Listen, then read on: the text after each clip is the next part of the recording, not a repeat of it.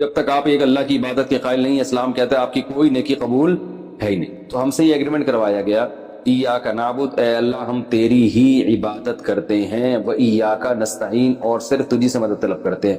عبادت کو سمجھنے کی بہت شدید ضرورت ہے۔ عبادت کہتے کسے ہیں؟ دیکھیں، ہر چیز کے نا ایک لغوی معنی ہوا کرتے ہیں ڈکشنری میں، اور ایک ٹرم ہوتی ہے اصطلاح۔ تو عبادت قرآن و حدیث میں کبھی تو ایک جو ڈکشنری میں جو معنی ہوتے ہیں نا اس کے معنی میں استعمال ہوا، کبھی ایک اصطلاحی معنی میں۔ اصطلاح اور لغت میں کیا فرق ہے میں آسان زبان میں سمجھاتا ہوں۔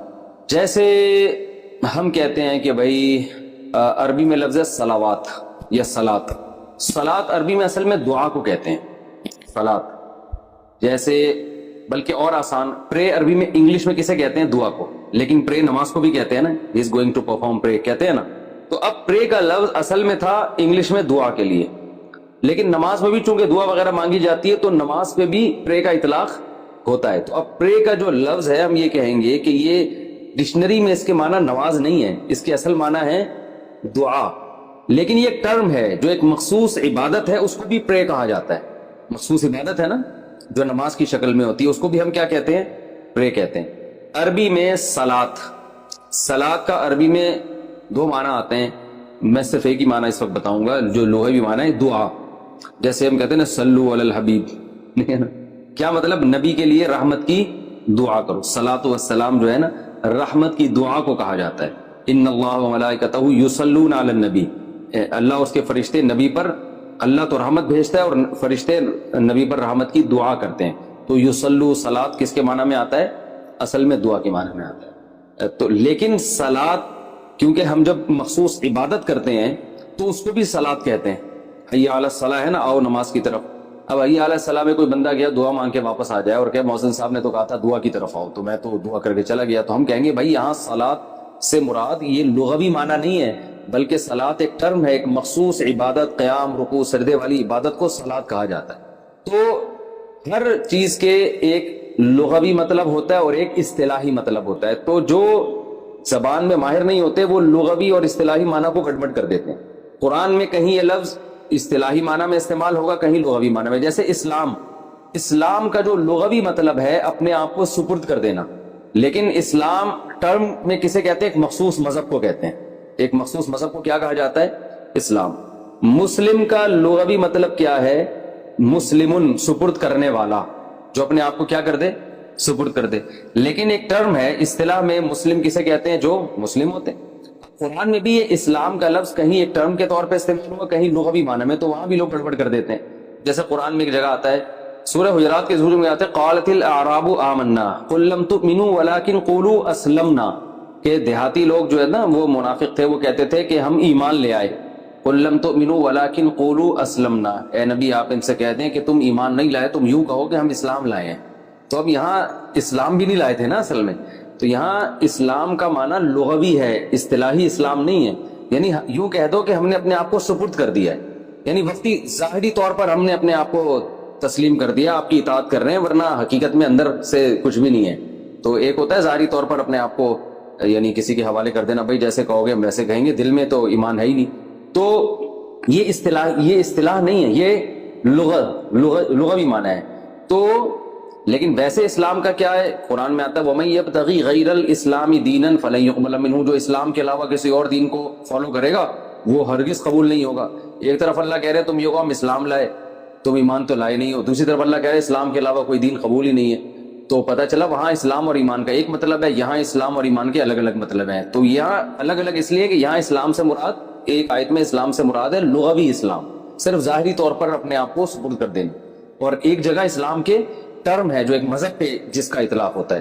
تو یہ لغوی اور اصطلاحی معنی میں فرق نہ ہونے کی وجہ سے نا بہت لوگ قرآن میں بھی کنفیوز ہوتے ہیں، اور کہاں کی، اور یہ آج کل جو تحریفیں ہو رہی ہیں نا قرآن کی آیتوں میں وہ اسی طرح سے ہو رہی ہے کہ ایک لغت کا معنی تھا کچھ اور اصطلاح میں کچھ اور، تو وہ اصطلاحی معنی ادھر لگا دیا، وہ والا ادھر، تو ایسے گڑبڑ کر دیتے۔ تو ایسے ہی خوب اچھی طرح سمجھ لیں کہ عبادت کے بھی ایک لغوی معنی ہے اور ایک اصطلاحی معنی، اور قرآن و سنت میں کہیں عبادت لغوی معنی میں استعمال ہوا یہ لفظ، کہیں اصطلاحی معنی۔ تو عبادت لغت میں کہتے ہیں غلامی، کسی کی بھی آپ غلامی اختیار کریں گے تو آپ اس کی عبادت کرنے والے کہلائیں گے، یعنی عبادت سے مراد جس کو لغت میں ڈکشنری میں عبادت کہتے ہیں غلامی. تبھی عربی میں عبد کہتے ہیں غلام کو. آتا نا بنی عبد فلان، فلاں کا غلام تھا، پہلے غلام ہوا کرتے تھے تو عبد کہتے تھے غلام کو. حالانکہ عبادت جو ٹرم ہے اس معنی میں تو کسی کا غلام بننا جائز ہے ہی نہیں، وہ تو شرک ہو جائے گا. لیکن ایک جو ٹرم کے علاوہ جو لغوی معنی میں عبادت ہے وہ کسی کی بھی آپ غلامی اختیار کر سکتے ہیں. تو عبادت کے جو لغوی معنی ہیں وہ ہیں کسی کی غلامی اختیار کرنا. اور عبادت کے اصطلاحی معنی کیا ہیں؟ تو عبادت کی جو اصطلاحی تعریف ہے وہ پہلے عربی میں بتا دیتا ہوں، آپ بے شک اردو میں یاد کر لیے گا. العبادت عبارت عن الاعتقاد بأن للمعبود سلطة غیبیة يقدر بها على النفع والضرر بدون سبب، فكل دعاء وثناء وتعظیم ينشأ من هذا الاعتقاد فهي عبادة. مشکل ہے، اردو میں سمجھاتا ہوں کہ آپ جب کسی کے بارے میں یہ کانسیپٹ ہو، آپ کا یہ عقیدہ ہو کہ فلاں ذات، چاہے وہ کوئی بھی ہو، فلاں ذات کو یہ قدرت اور طاقت حاصل ہے کہ وہ مجھے جب چاہے فائدہ اور جب چاہے نقصان پہنچا سکتا ہے، اور فائدہ اور نقصان پہنچانے کے لیے وہ کسی ریزن کا، سبب کا محتاج نہیں ہے. لاجک نہیں چاہیے اس کو کوئی. کسی کے پاس بھی ایسی قدرت ہے تو جس کے بارے میں یہ نظریہ ہوگا کہ جس کو یہ قدرت حاصل ہے تو اس کی زبان سے یا اپنے باڈی سے اس عقیدے کے ساتھ جو تعظیم ہوگی، یہ والی تعظیم عبادت کہلائے گی. سمجھ رہے ہیں؟ مثال کے طور پر آپ اپنے ابا کے سامنے دو زانوں بیٹھے ہوئے ہیں تمیز سے، یہ تعظیم ہے نا ابو کی.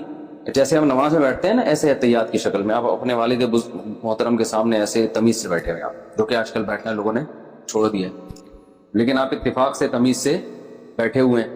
اور آپ کا اپنے ابا کے بارے میں یہ خیال نہیں ہے کہ یہ جب چاہیں جیسے چاہیں مجھے فائدہ یا نقصان پہنچا سکتے ہیں، ظاہر ہے نہیں ہوتا. تو یہ تعظیم عبادت نہیں کہلائے گی، وہ جو اصطلاحی عبادت ہے جس کی وجہ سے شرک اور کفر کے فتوے لگتے ہیں. لیکن یہی ہم جب نماز میں اللہ کے سامنے ایسے ہی احتیاط میں ادب سے بیٹھتے ہیں تو یہی ہمارا عمل کیا کہلاتا ہے؟ عبادت. کہ ہم اللہ کی کیا کر رہے ہیں؟ عبادت. پھر جب زبان سے بھی ہم تعظیم کرتے ہیں، ہم زبان سے کہتے ہیں، جب دو زانوں بیٹھ کے ہم کیا کہتے ہیں؟ التحیات للہ والصلوات والطیبات کہتے ہیں نا. اب یہ زبان سے اللہ کی جو ہم تعریفیں کر رہے ہیں، یہی تعریفیں اگر ہم ابا کی زبان سے کرنا شروع کرتے ہیں، ابا آپ بہت زبردست ہیں، ابا آپ بہت پیارے ہیں، ابا آپ نے بہت خدمت کی ہے، یعنی ہم لوگوں کا بڑا خیال رکھا ہے، تو یہ بھی تو تعریف ہے نا. لیکن یہ تعریف عبادت نہیں کہلائے گی. اس لیے نہیں کہلائے گی کہ یہ اس جذبے کے ساتھ نہیں ہے، اس میں اس طرح کی تعظیم نہیں ہے کہ آپ یہ سمجھ رہے ہو کہ یہ مجھے نفع اور نقصان پر قدرت سبب کے بغیر بھی رکھتے ہیں. یعنی نفع اور نقصان پر قدرت تو رکھتے ہیں لیکن اتنی قدرت جتنی اسباب کے تحت ہو، کچھ کرنے میں کچھ کسی سبب کے